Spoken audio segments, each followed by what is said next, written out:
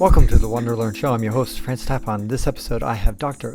Isabelle Morley. She's the author of my favorite book in 2025. It's called They're Not Gaslighting You, Ditch Therapy Speak, and Stop Hunting for Red Flags in Every Relationship. This is such a fun interview. It's just as good as the book itself, but you got to get the book too. It's in the link in the description. Fantastic for those who like to wander. We all wander and have relationships throughout the world.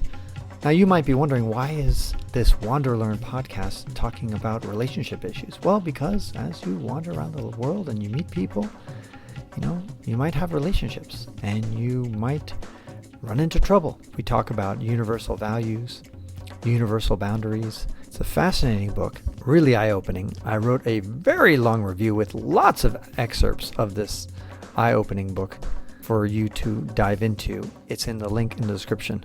And if you have more questions for her, please send them to me so that way I can have a follow-up interview. Dr. Isabelle Morley, welcome to the WanderLearn Show.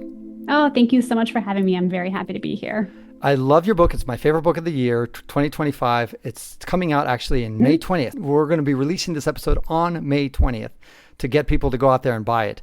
It is an absolutely fantastic book. It's fun to read. But what's the title of the book? Oh, the title's my favorite part, perhaps. It's called They're Not Gaslighting You. And the subtitle? And how to ditch therapy speak and stop looking for red flags in every relationship. If anybody who's kind of in a relationship, or got out of a relationship, anybody who has any relationship with any human being, they might either be accused of or they will accuse other people of the following terms. And so this podcast is for those people who are either a recipient or deliver the word sociopath, psychopath, love bomb, narcissist, boundaries, borderline, toxic, and of course, gaslighting. Before we get into some of the terms, can you please give us a little bit of your credentials so people don't say, oh, I know this Isabelle woman. She gaslights everybody. She wrote a book just about. Totally fair. Yeah. So what's your background a little bit? So I'm a clinical psychologist. I went to graduate school for clinical psychology and trained there and got my doctorate. And then I trained specifically in couples therapy. So I'm an EFT certified couples therapist. That is all that I do now. I see couples day in, day out every week. EST? EFT. Stands for? Emotionally focused therapy. What does that mean? Basically all about creating a secure attachment through healthy communication and conflict resolution skills. Got it. Okay. Yeah. And then what did you notice in your therapy sessions? You started hearing these kind of clinical terms being weaponized. Go into that. More and more people were coming into therapy saying, I've realized what the problem is with my spouse, with my parent, with my friend. It's because, Instagram taught me they're a narcissist or they're crossing my boundaries, right? Or there was all these red flags I didn't notice about my ex that I should have paid attention to. And it was people coming in with these foregone conclusions that weren't up for debate. They weren't up for, conversation to me weigh in, for us to find some conclusions together, but like they had answers that made them feel better about what had ever happened in that relationship.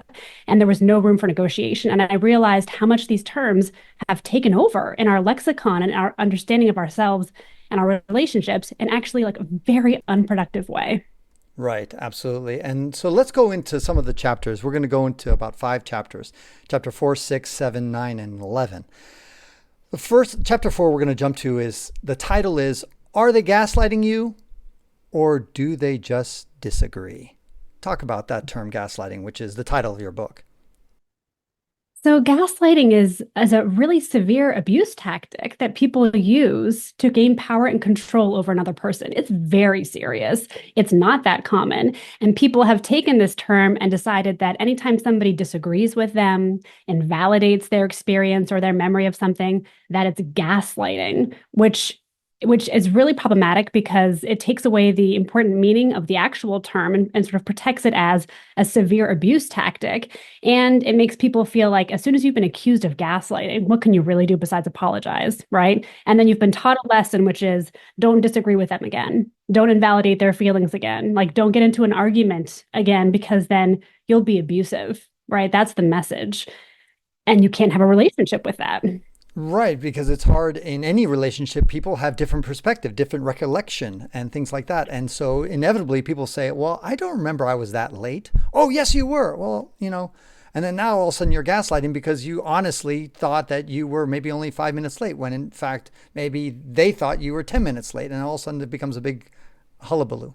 Yes, and people do. We remember things differently. We remember things in a generous way to ourselves. We always do remember things as being better for us than perhaps they were. And I Of think it's course. gotten right. I mean, we are our own protagonists. And it's gotten worse because people can now like play the tapes back and go and look at their text messages to try to figure out, well, I texted you at this time, so you were at least 7 minutes late, so it wasn't 5 minutes. So you're still trying to gaslight me, right? It gets into this granular nitty-gritty details, which again is not helpful for actually connecting with the person you're talking to. So what should a person do if they feel they have been gaslit and that somebody's distorting their reality and trying to recollect things completely differently? How do you express it in a more productive fashion instead of saying, hey, you're gaslighting me? This is the irony of all of it. First of all, you won't know. People who are gaslit don't realize it's happening because it is a slow, insidious process where the abusive person, the gaslighter, is really good at making you doubt yourself to the point where you don't realize you are doubting yourself. You really believe the other person who's gaslighting you. So, first of all, you won't know for a long time, or somebody else will point it out to you. And second of all, if you are truly being systematically gaslit by someone, I don't recommend you approach them at all about it. I think that's a relationship you probably can't be in because chances are they're not just gaslighting you. They're also manipulating you. They're also isolating you. They're probably not a safe person to be in a relationship with. Like it's very rare we see gaslighting in an otherwise good relationship. Right. And what about the flip side when you maybe say, okay, all right, I read Dr. Morley's book and I'm realizing that maybe I'm not, he's not gaslighting me or she's not gaslighting me. What's a better term then or way to express your frustration or anger or disappointment that their perception of reality is different than yours? What term should you use then, such a powerful term such as gaslighting? Hmm. Your feelings, which is, I think, a revolutionary idea for a lot of people, but I would go to what you're actually feeling. I'm incredibly hurt that it feels like you're not hearing my perspective on this, or like I'm disappointed that like no part of you is listening to how I experience this and is making room for it, right? Like you're not just upset that you are, gaslit in your perception. You're hurt the other person isn't listening to you and isn't considering what you're saying. And that is much more effective to say. Got it. You're right. Okay. So basically, instead of using a powerful term such as you're gaslighting me, which kind of ends all the conversations, doesn't it? Yes, absolutely. That's the end. Yeah. And in fact, all the terms that you kind of overview on your book, not all of them, but most of them are kind of conversation enders. Hmm. Hmm. They're so Yeah. powerful. Basically, it's putting all the onus, all the problems on the shoulders of the other party. And you're Miss Innocent or Mr. Innocent that you've done nothing wrong because you're living with a psychopath or a gaslighter or a Yes. narcissist. Yes. And that is really the problem is that it absolves us from responsibility in this sort of self-righteous way. Like we didn't do anything wrong. It's all the other person. We put the blame entirely on them. They have to then fix it and take care of it. We don't want to be a part of that because we're not at fault. And that doesn't create, I mean, it's not an environment where people are likely to change. When somebody feels unfairly blamed or accused of something, they're not going to, take that in and do a lot of work to change because they're going to be upset at you for blaming them and putting that fault on them. But there is a tendency to be blameless and to want to not be wrong or at fault in our relationships. But guess what? Like most of the time, everybody is a little bit at fault. Right. That's so well said. Dr. Morley, a lot of the terms that you use are clinical terms like a gaslighting narcissist, sociopath, psychopath, things like that. But one of them is I don't think, correct me if I'm wrong, a clinical one. It's called red flag. And in chapter 6, it's called, is it a red flag or are they just imperfect? Talk about the term red flag and its meaning and why you think it's misused or weaponized. So a lot of these terms, they had really important meanings at the beginning, even if they weren't actual clinical words. But so red flag is the idea of like danger. This is serious. You have to be careful. You have to watch out, right? Flood, fire. This is important. And so it used to be signs of potential abuse, that somebody might be a truly unsafe person to be close to or in a relationship with. And over time, with semantic bleaching, it has become a sign that somebody might be difficult in any way. that they may withdraw during a conflict. Red flag, right? Like they're not going to stay in the conversation with you. They're not going to listen to you. They're going to pull away and end the conversation. It means anything, any growth area somebody has, it could be perceived as a red flag. And the difficulty with that is, as you know, everyone has growth areas and thus red flags. Right. And so what should you do in, like, you're thinking about dating somebody and the classic thing is like, oh, he's got too many red flags. What's a better way to express that? I mean, I think there is a case to be made for looking at the evidence and seeing if you have enough of it and if the red flags are all pointing in the same direction, right? If there's like consistent behaviors that make you think somebody is perhaps a certain way and not someone you want to be with, that's great information. But just because somebody waits 2 days to call you back isn't a red flag that they are playing games and therefore you should never speak to them again, right? So like gather enough evidence for a good conclusion. And again, I go back to the feelings of if somebody's acting in a way that's making you feel concerned about their commitment to you. One of the things I loved about your book, Dr. Morley, is that the way you phrase it is that you ask a lot of these clinical terms, they require consistently across, not just consistency, but across many different relationships.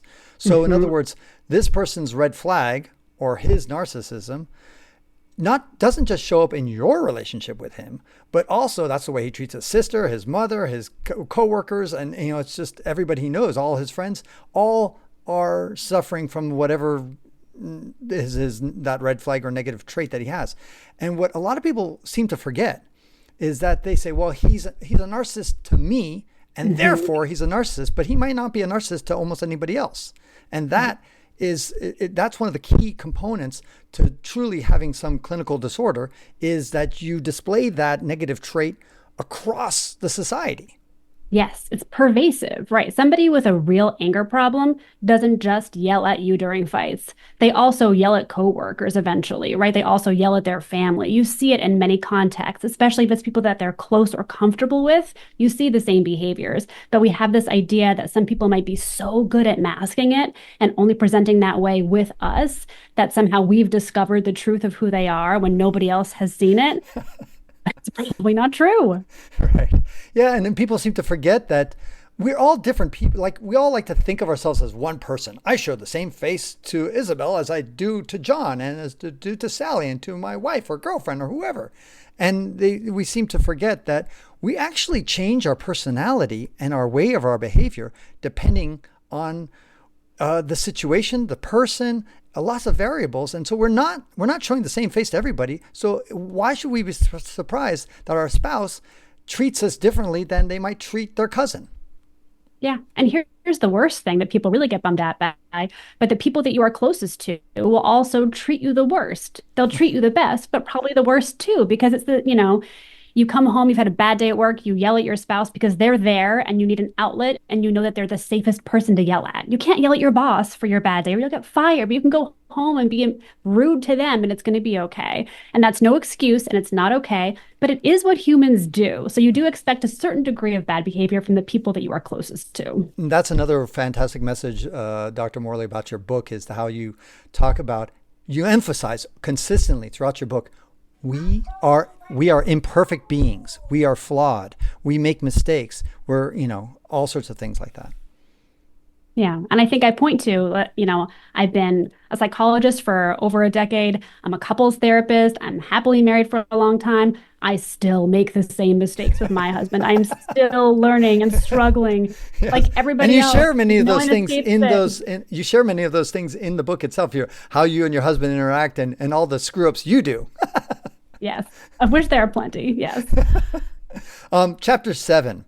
Are they a narcissist or did they just hurt your feelings?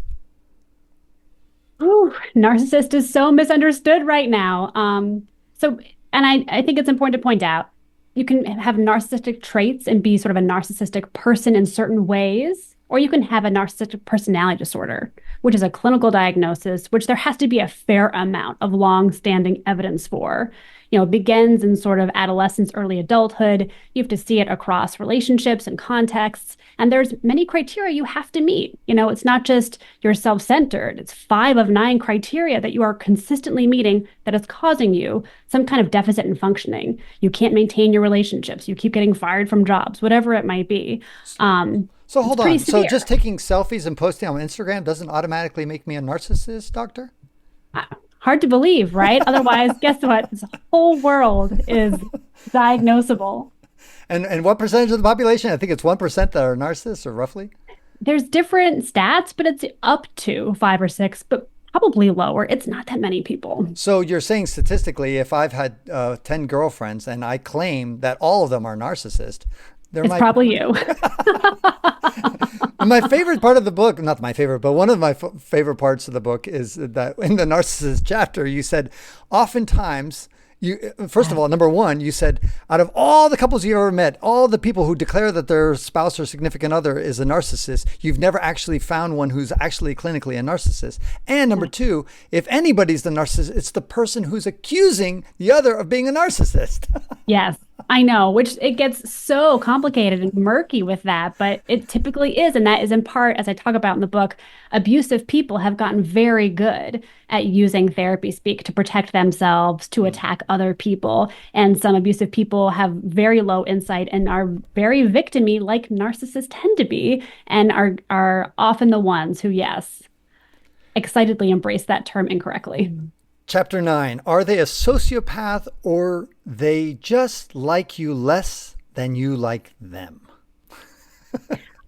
This title is because everyone thinks their ex is a sociopath and almost nobody is right. I think people think sociopathy means like lack of feelings, empathy, remorse, which is a component of sociopathy. And they forget that people who are sociopaths or who have antisocial personality disorder are breaking laws. Like, they don't care about society's rules whatsoever. They're hurting people, they're hurting animals, they're breaking property. They have literally no remorse. They're reckless, they're irresponsible. The really significant things since childhood, and again, across contexts, across relationships. It's not just that they didn't care about your feelings. When I was young, psychopath was the term du jour. And it seems to, I don't know when it transitioned over, in fact, to sociopath. When did that happen? I don't know. It suddenly made that shift, and it's very popular now. They're the same thing, essentially. They're both antisocial personality disorder. They have slightly different characteristics, but they're almost interchangeable. My understanding is a psychopath is far more functional, and often, I read a statistic, and of course, who you got to be skeptical about statistics, but that anywhere between 20 or 40% of Fortune 500 CEOs are sociopaths, because the skill set that you need to rise to the top of a huge company, a psychopath is well suited to climb that ladder. Have you heard similar statistics for psychopaths? Yes. Okay. They tend to be more charming. Yes. And yes, more functional. They can contain it better, and they can abide by society's laws if it behooves them. Sociopaths are like a little more dysregulated and impulsive and can't really contain it as well. Right. Chapter 11. Did they violate your boundaries, or did they just not know how you felt? So people might not understand this one at first glance, but the reason for this title is people don't automatically know your boundaries unless there are what I call like the universal boundaries of like, don't steal from me, don't physically harm me, right? Those things are sort of a given of like safety related issues, but boundaries are individual. And if you don't tell somebody what it is, they won't know what your boundary is until it's communicated by you or unless they cross it. And if they cross it, that's when they find out that was actually too far for them and they're not okay with it. And when that happens, it's not a crisis. But wait, I was taught that I'm supposed to read people's minds. What's wrong here? Come on. I'm supposed to know their boundaries. Just figure it out. I mean, and especially people have, everybody has boundaries, of course, and rules or regulations. If you do this to me, I get this, I feel this way about it.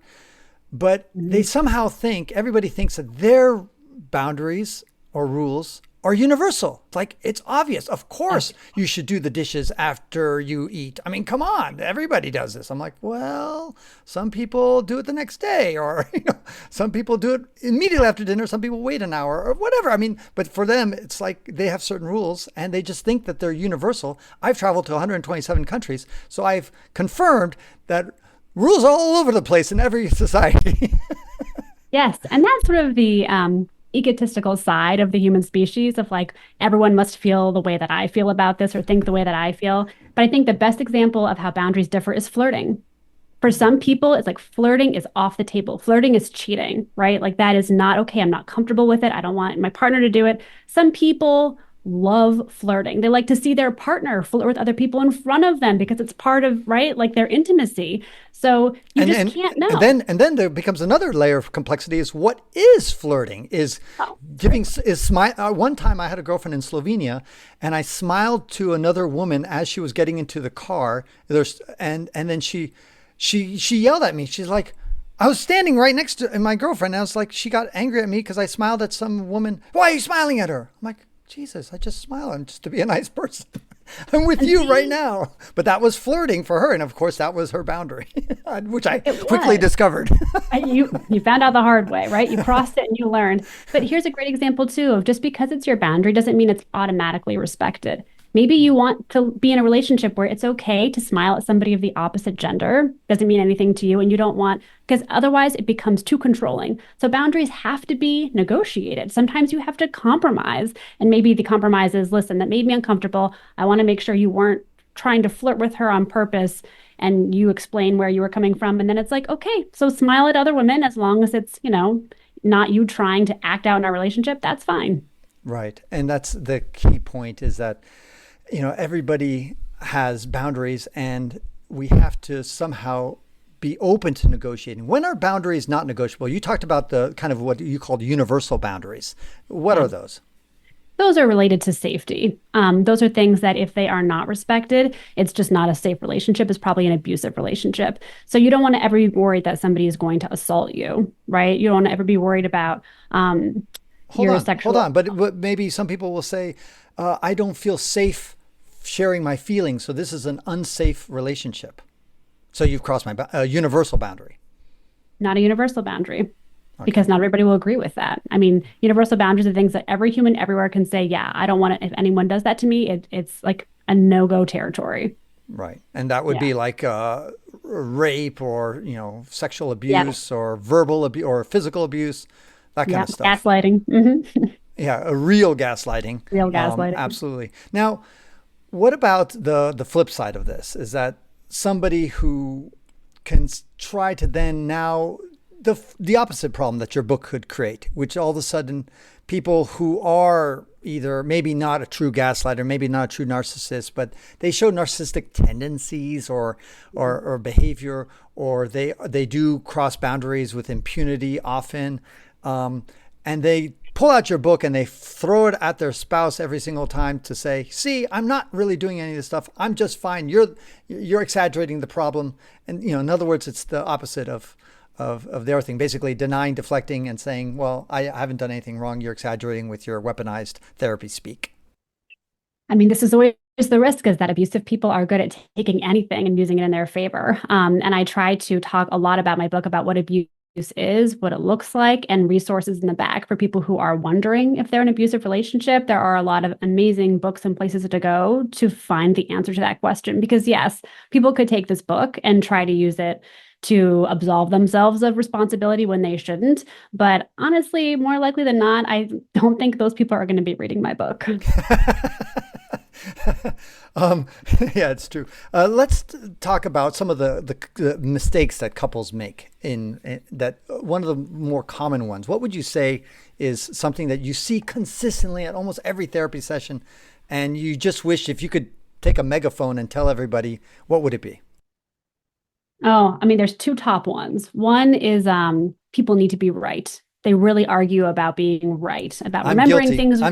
I'm guilty. We all are. It's like a human innate desire to prove that we were right about something or about a perspective. But the old adage, you can be right or you can be married, is very true. You have to give up on the need to be right. Everybody can be right. Everyone is wrong. And that always leads couples into trouble. No one does well with that fight. So how do you cure me now, or cure all the people listening to this, because we all want to be right?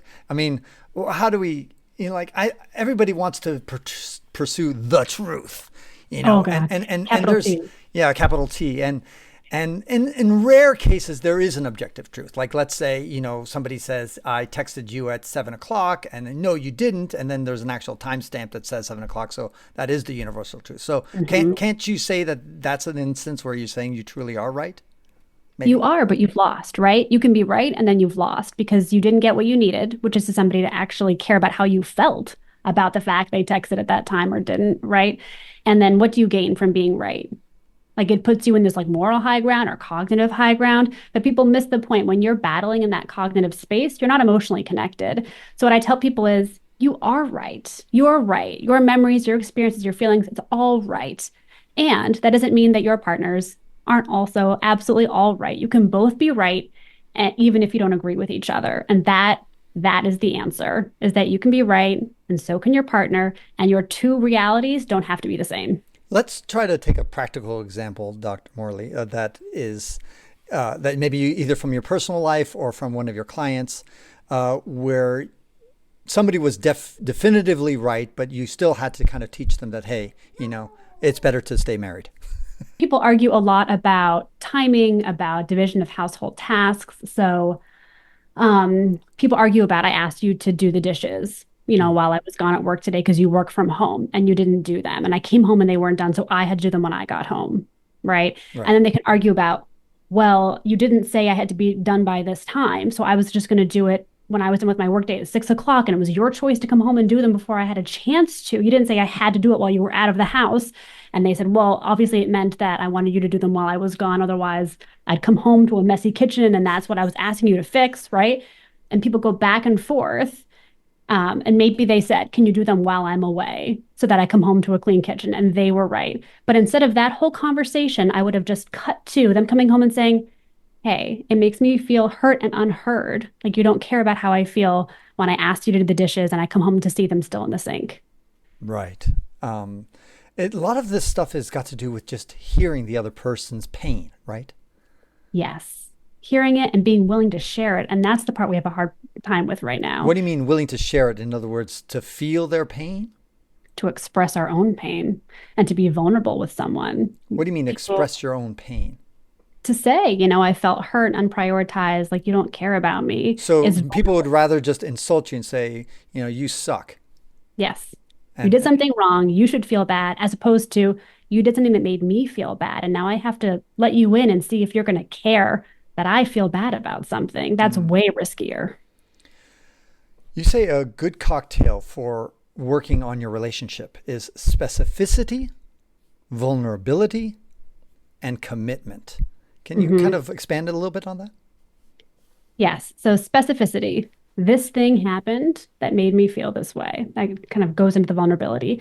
Don't make it a global attack on the person or what always happens or that they are a certain way. It has to be like this event happened, and that's what I'm talking about. All right. So you can't say, you always suck. You always are horrible. You're always late.